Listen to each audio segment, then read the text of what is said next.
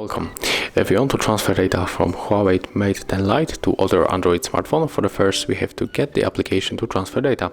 So I can recommend you to go for the Play Store, tap on the search pool and type here CLONEit.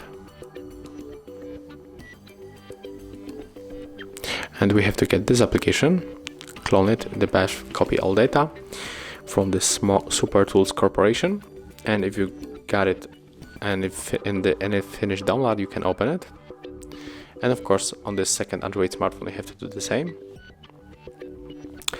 And if you have any request for the permission, you have to accept all of them on the both devices. So click allow.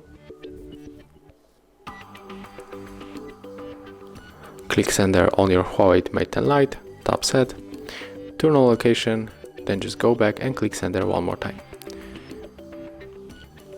Click receiver on your Android phone. And here we have to also turn on location. Click search again.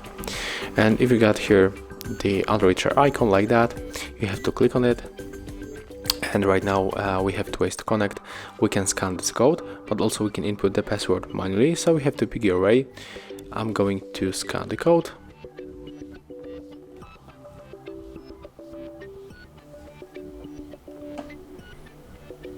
And right now they are connecting. Accept the request. And right now, if you want to send all of the data, you have to select all of these icons and then just click start.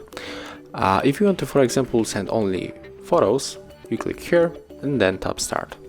But if you want to get only some details, like maybe you want to send only one picture or something like that, you have to go for that thing that you want to pick up, and I'm going to send only this picture of the Harry Potter.